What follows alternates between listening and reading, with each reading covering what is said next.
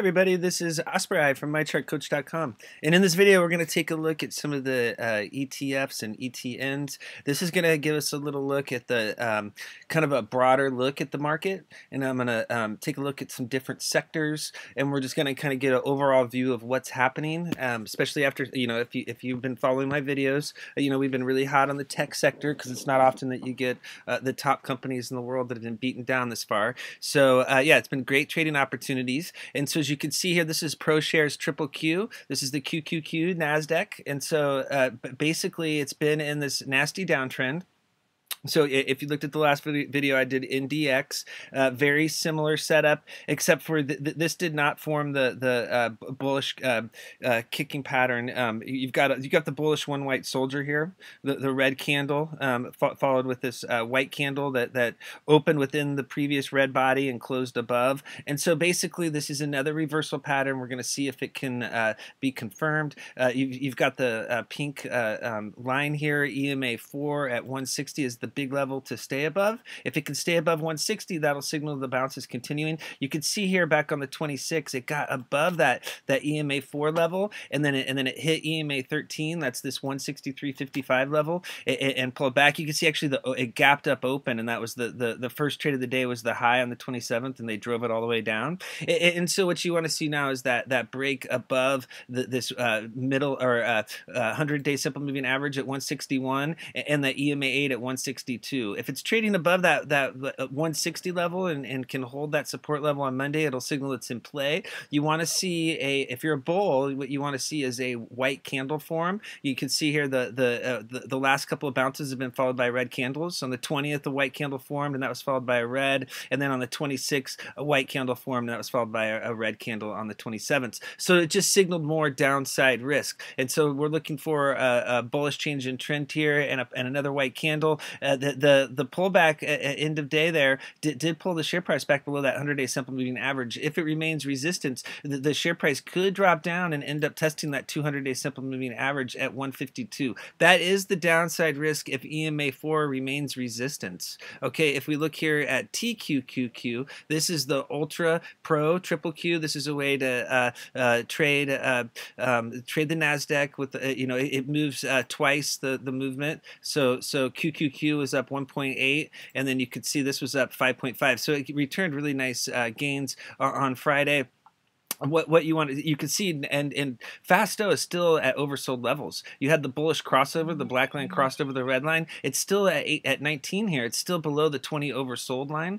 There was a nice bounce on Friday. It's closed right at that EMA 4 resistance level at 144. Notice how they pulled it back and closed it right below. That is a red flag. It has to get above that level on Monday. If it remains resistance, then you're going to see this 200-day simple moving average retest at 132. That level needs to hold. That was the bounce level from the February pullback, and then it bounced again off of this zone on Wednesday of this week, and so it's going to be a major red flag. If you see the 200-day simple moving average break, you're looking at the 300-day simple moving average down at 117.19. You have to go, I'd have to use another chart to show how big of a drop that would be. And why do I say that? Because when the 50-day simple moving average broke, it dropped down to the 100, and when the 100 broke, it dropped down to the 200. And so when the 200 breaks, they go to the 300. Why does it work like this? Because it's the computers are in control. It's the machines. How do people write their algorithmic trading programs?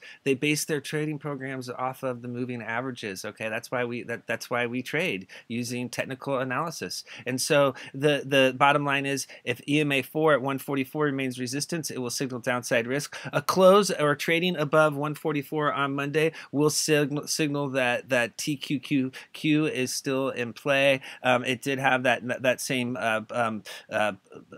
bullish one white soldier reversal pattern. And so yeah, if you look here at XLF, let's take a look at the financial sector. A lot of people are really hot on the financials. It seems like that's like if you watch CNBC, it's like everybody on CNBC is bullish on financials. It doesn't show that on the charts. They've pulled back here, and now it's down here, trying to get above that EMA 4 level once again. The close on Friday Friday above 27.45 was a very bullish close. Okay, so notice that on the 26th it failed to close above that level. This is the first close above EMA 4 since way back here on the March 12th. Okay, when it closed below on the 13th, every single one of these candles closed below that pink line. That's the magic line. The close above on Friday should be the bull signal. It's a bullish change in trend. I mean, you had to go through all these candles before you've got the close above. Why do I get excited about a close above EMA 4? Well, I'll show you an example right here. Okay, so a close above EMA 4 right here on the first trading day in February, close below on the second trading day.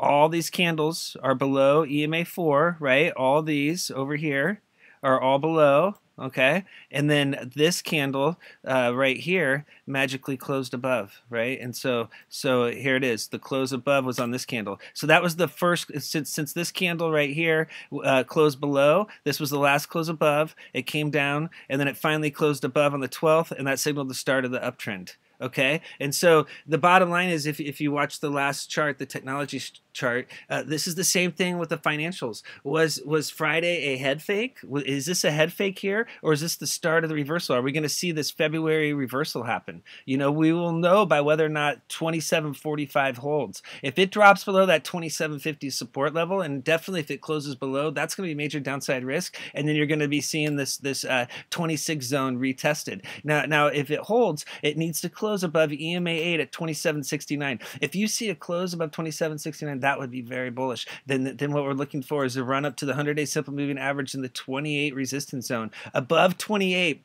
you know, you could see a rally from here to 28, and then 28 is going to be the big level to break. If it gets above 28, then you're talking about that middle Bollinger Band, the 50-day simple moving average, and finally, the only way that the financials are actually going to get going and get an uptrend, and by what I mean by uptrend is this type of pattern over here in December. Notice how all these candles are trading above this middle Bollinger Band. It's going to have to get above 28.43, and then just above is the 50-day simple moving average at 28.74. Once above all those levels, that's when it can get an uptrend going. It tried in February and failed, and it tried in March and failed. Okay, so both those months it got above, and it failed to stay above the 50-day simple moving average in the middle Bollinger Band after trading below. Okay, are we looking for the next? Is this the setup for the next attempt? Okay, because that would, you know, give it some time to work its way up there, and then earnings are going to start coming in for the first quarter. Okay, and you know, everybody's saying you know, I mean, with the tax cut, the earnings are supposed to be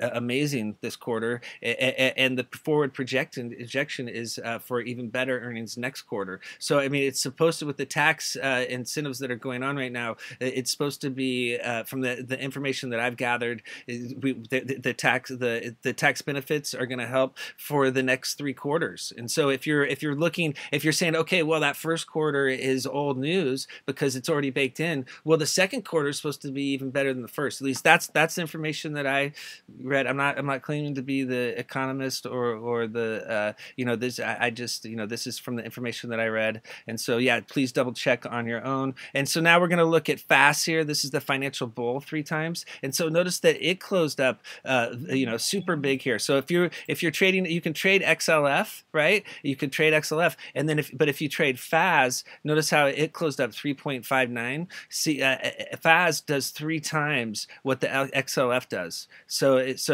it can work for you if you're on the right side of the trade, but it can also work against you if you're on the wrong side. So if you want to get more beta, these Drixion 3 times are a good way to play. And here's FAS. It's back, and you know, these all trade options as well. And so it's back above EMA 4 here at 63.49. That was the bullish close. Okay, so like as far as our strategy goes, that's where we load for a bounce play. And so the last close above that level was back here, and you know, it had been struggling, you know, to stay above that level. And so this is the first close above after multiple candles in a row below. Once it, you know, it gets above that level, it has to stay above to remain in play for a long on trade. If it closes back below, that makes it a risk to hold, and so you want to exit if you're trading long in order to prevent more downside risk. It just depends on your time frame, but if you hold anything forming candles below EMA4, you are taking on more risk. If you look at the 200-day simple moving average, which is just below here, that's the big level to hold. As long as the 200-day simple moving average is at basically 61 support levels holding, you can see the lower wicks on lower candle here hit on all these candles. As long as that's holding, then the uptrend's intact. That level got tested down here, or not the uptrend, but the bounce plays intact. That level got tested in February and held. Now you're going to know if the financials are in big trouble if this 200-day simple moving average at 66.6 breaks. If it does, what would likely happen is it would drop to that 300-day simple moving average in the 55 support zone. So that would be way down here.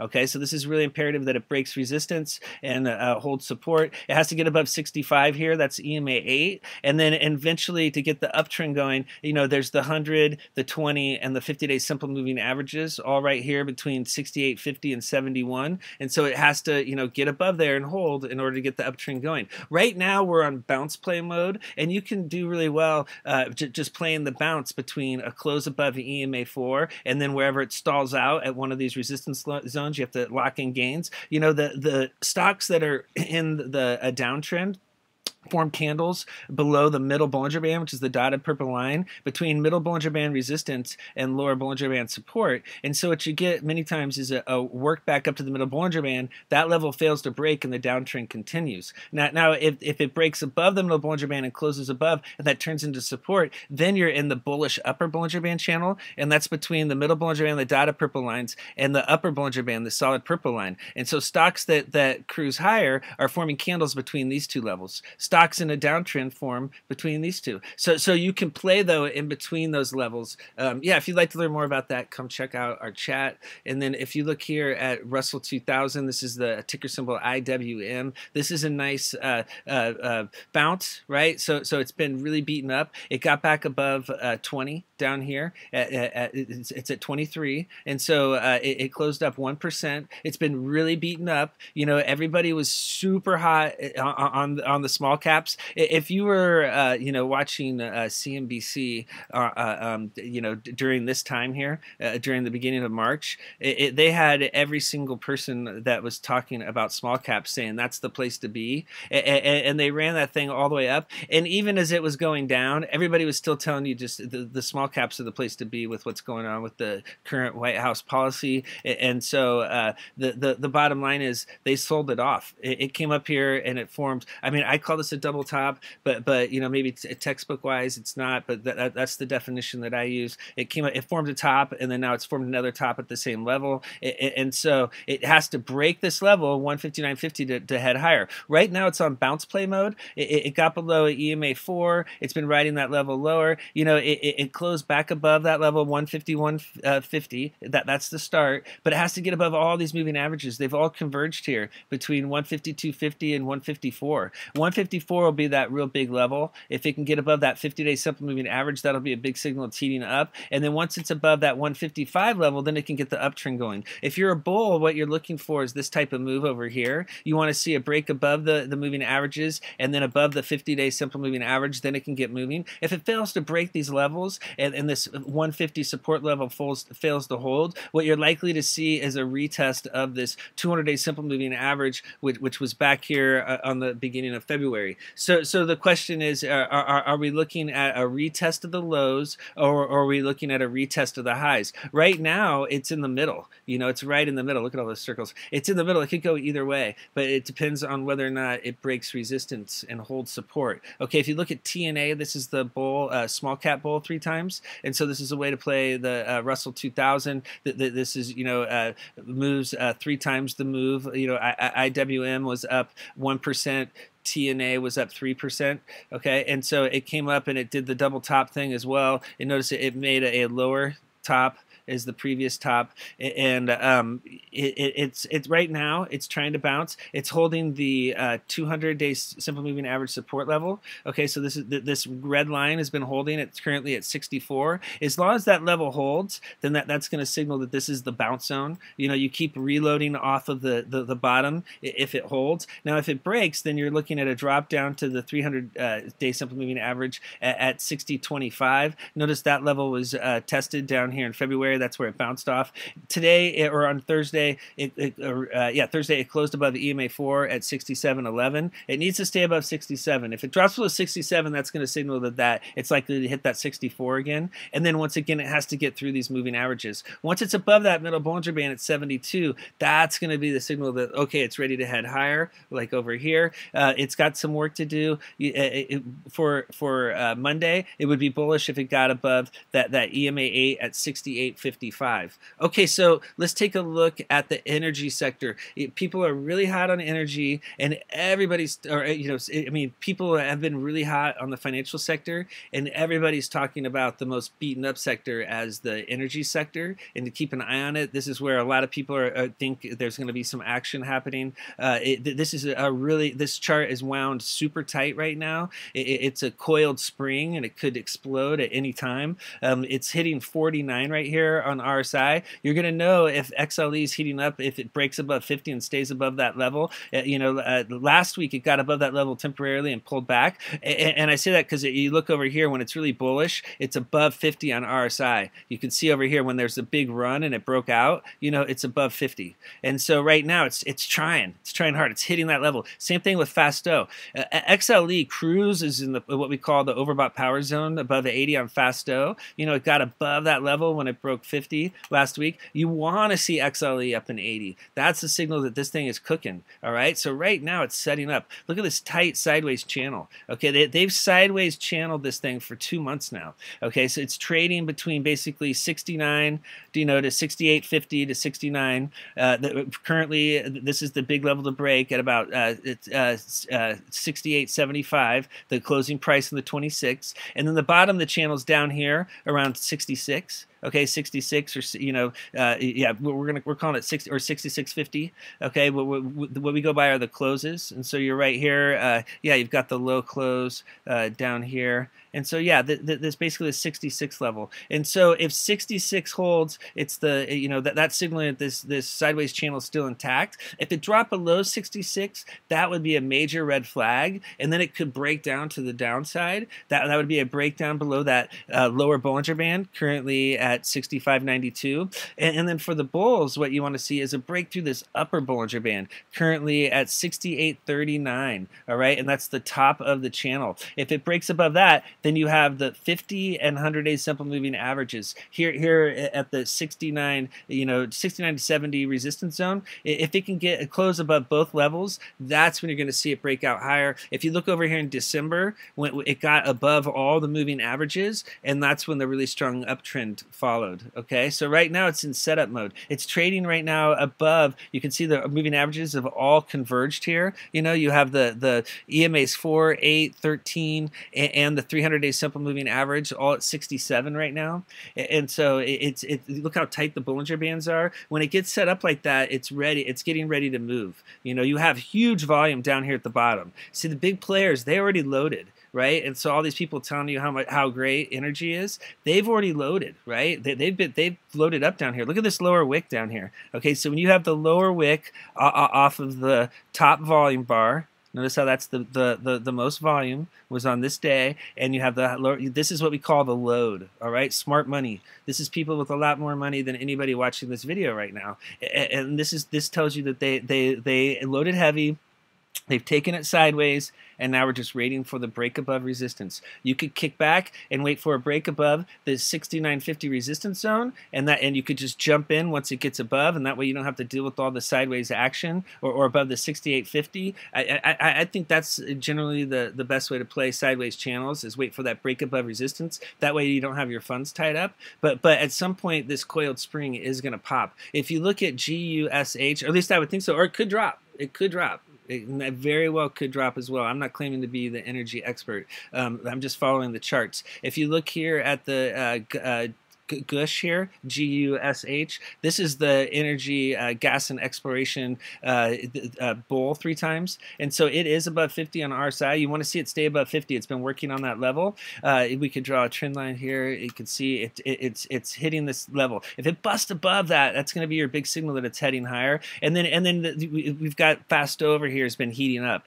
It just needs to get that above 80, and you're going to be, GUSH will be pushing hard. That's if you look over here when it had a run going, it was pushing above 80, and then you can see it has this uptrending channel going right now. It's been making higher lows. So here's that load that I just told you about on the XLE. Well, it shows up on GUSH as well. And so always look for the long lower wick off the bottom. See that at the bottom of the chart, and then look for the volume bar. We always follow the volume. We can follow the big players through the volume bars. All right, so they're telling us everything right here with this candle and with this volume bar. They're telling us that they loaded. And how do we know that they loaded? Because big money loads at the bottom. And look what's happened ever since they loaded.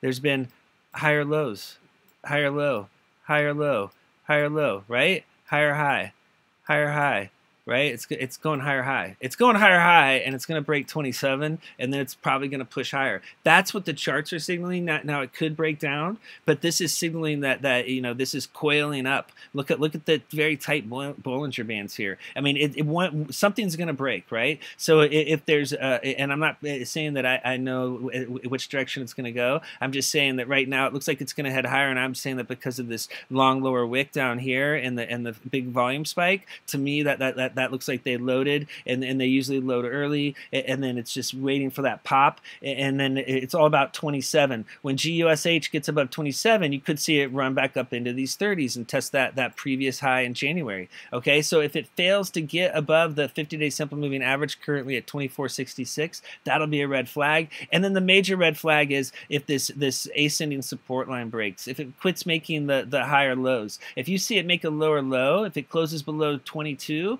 that's going to be a major red flag, right? So it needs to stay above this lower Bollinger Band here. A break below signals downside risk. A break above signals it wants to break out higher. Okay, so the Biotechs, they've been beaten up. I don't know if if you're a biotech trader or not, but it's been a really brutal month for the biotech bulls. This is LABU. This is the biotech S&P biotech bull 3 times. So this is going to give you 3 times the Momo of the biotechs. But as you can see here, they've been in this really nasty downtrend. They really drove them down. It's just been a lot of negative headlines for the sector, and so it came up here and it made that when you fail to even hit the previous top, that is a major red flag. It came up and made a top, and then it came down, and it didn't even get to that high, and it broke down. So that was a major red flag. And so it's got this, it's hitting key support. It has a nasty downtrend. Unfortunately, it failed to close above EMA 4. The bears are still very strong, the biotech bears, but the bulls are trying to fight back. All right, and how do we know they're fighting back?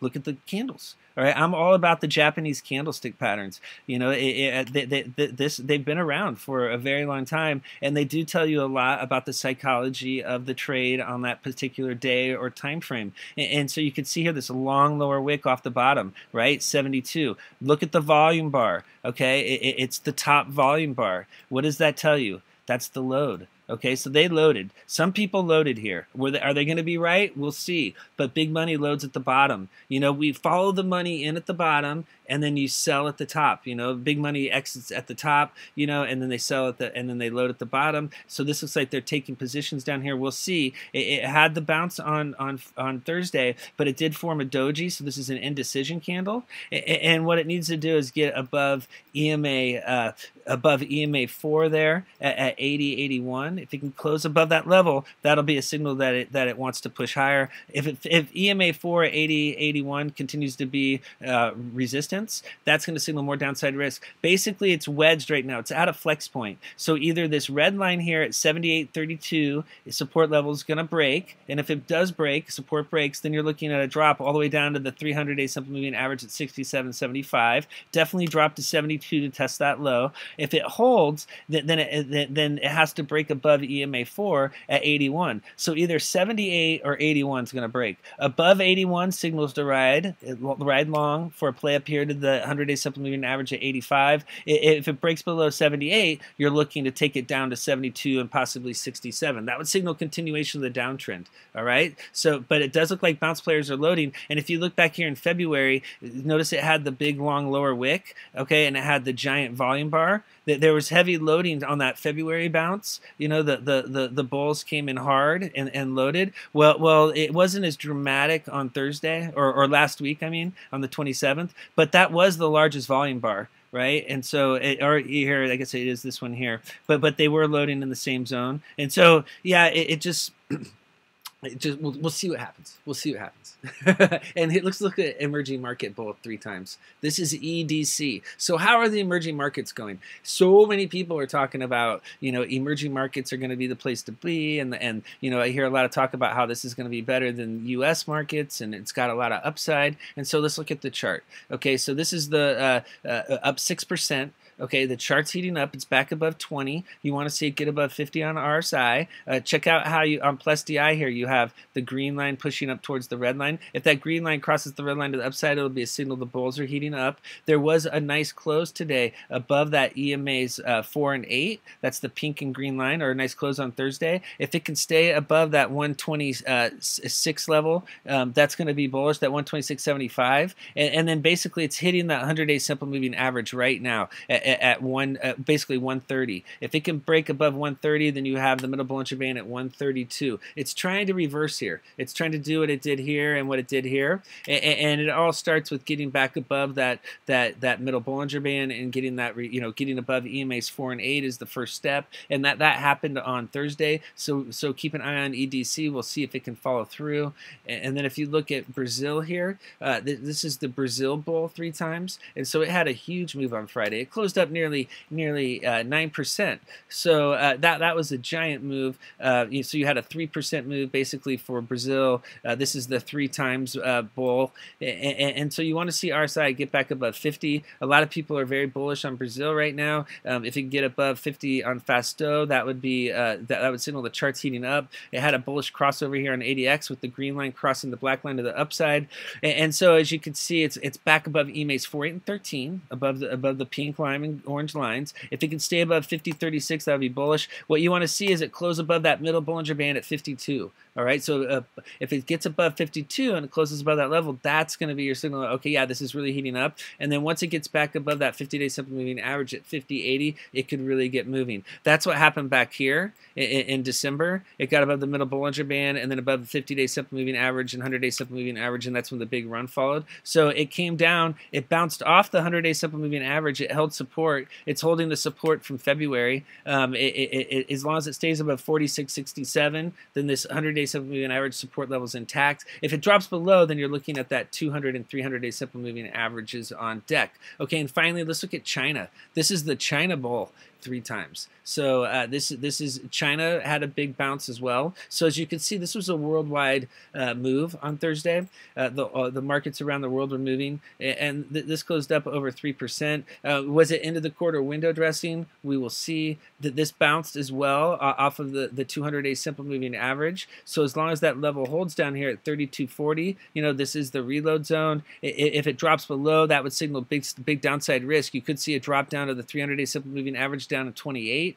It closed back above EMA 4. If that level at 33.77 holds, then that's going to signal the bounce play is still in progress. You know, it has to get above EMA 8. That would be the next big thing. If you see it close above 34.50, that would be a signal, okay, yeah, this bounce play is really happening. And then it has to get above the middle Bollinger Band at 36. So keep an eye on China here. We're going to see if it can continue to bounce as well. So we have the this pattern going on with around the world where the markets have been rattled basically by the White House, and so we'll see if we can get some maybe some trade talks will go better, and China can heat back up. All right, so we'll keep an eye on it. If it drops below and things break down, you will know that it's not working out well. If that 200-day simple moving average fails to hold support. Okay, thank you very much for viewing this video. If you'd like to learn more about charts and technical analysis, please come check out our chat. I'll post the link below the video. Thank you.